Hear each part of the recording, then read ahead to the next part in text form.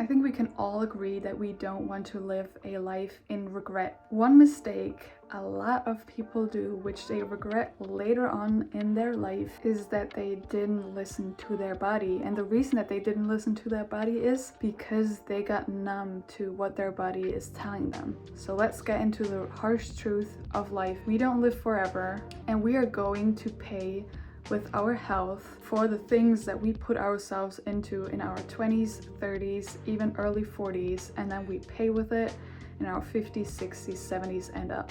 So I was working an office job surrounded by people that had burnout, that had a slip disc, so stuff with their spine, and all of that could have been prevented if those people would have listened to their body sooner. They didn't know that something was off because they just kept on working and they were in that bubble of the corporate world. So something that I noticed, in general, this applies to a lot of different things, is like the pain scale of 1 to 10.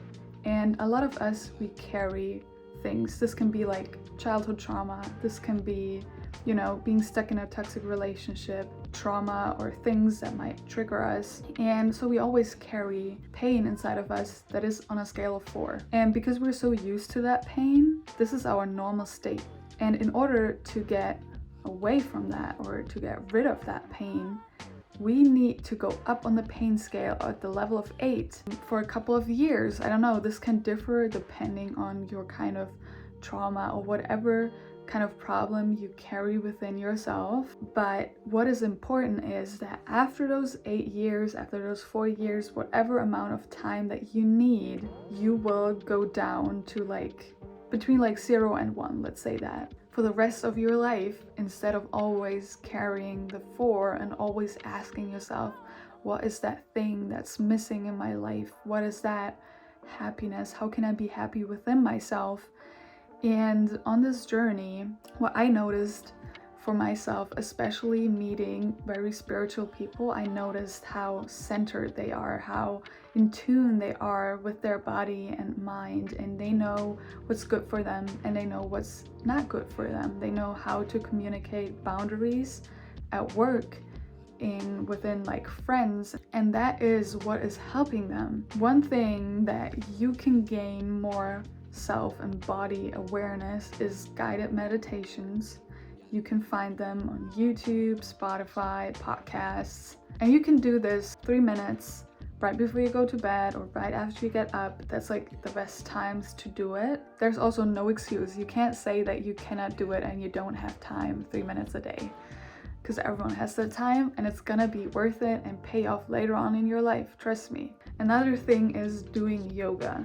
So there's different kinds of yoga for different kinds of people, and I'm currently doing a course that is very about body awareness.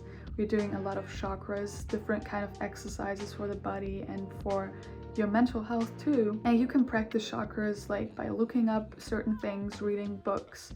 I even have like an activity book where I can like write and do creative stuff with practicing chakras, especially like mental work, which is really nice and a really fun way of, you know, figuring out your body. Like especially yoga, you do a lot of poses that might look funny on the outside to people, but they will really help you be flexible. Trust me, I was in an express yoga course at my gym, and there was a grandpa in front of me that was maybe 70 years old. He was so flexible. He did everything like way better than me. And I looked at him and I was like, this is how I want to be when I'm older. I want to be still independent, to walk by myself and not rely and depend on other people and people looking after me. If I have a long life, I want to, you know, be independent and not pay with my health later on in life just because I was lazy in my 20s and 30s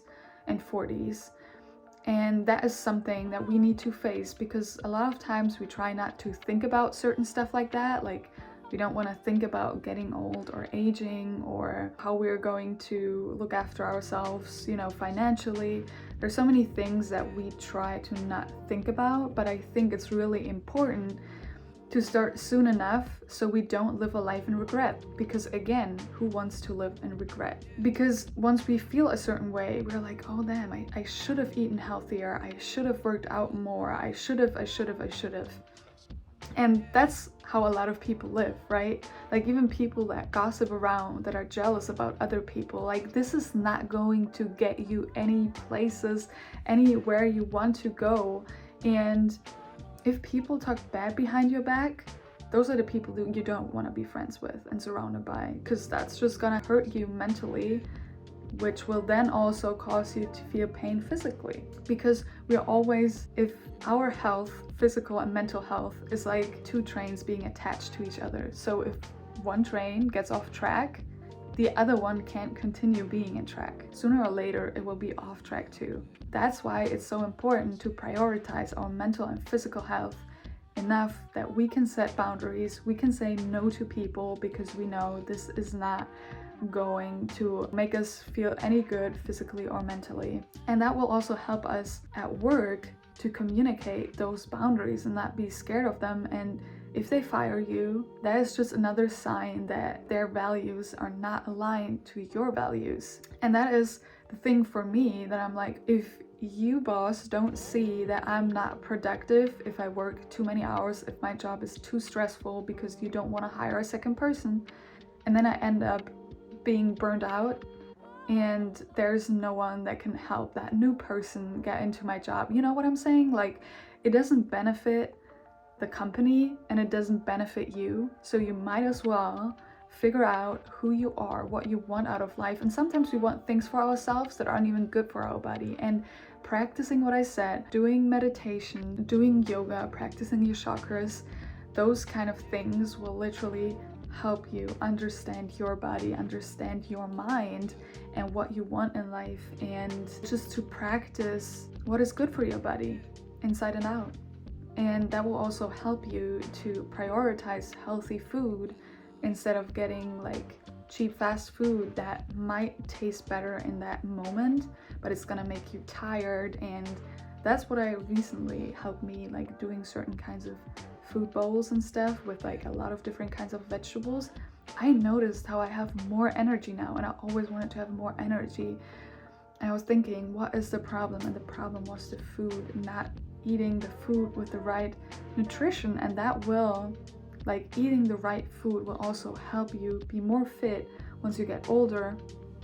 And these are healthy habits that we need to develop as soon as possible. Like even in your 40s, like this is still, you know, a change worth doing, because you're setting out the habits how your life is going to be later on. And if you still want to be able to do the things that you do now, it is important to practice those things and help your physical and your mental health. And I hope you liked this video, and I'll see you in the next one. Bye.